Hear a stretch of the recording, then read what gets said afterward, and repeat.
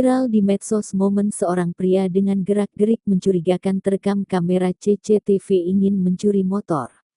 Kejadian tersebut terjadi di Pati, Jawa Tengah, Selasa, 27/8. Dia menggunakan peci hitam, pakai jaket warna hitam dan sepatu, serta tas warna hitam. Beruntung aksi pelaku berhasil digagalkan warga sekitar.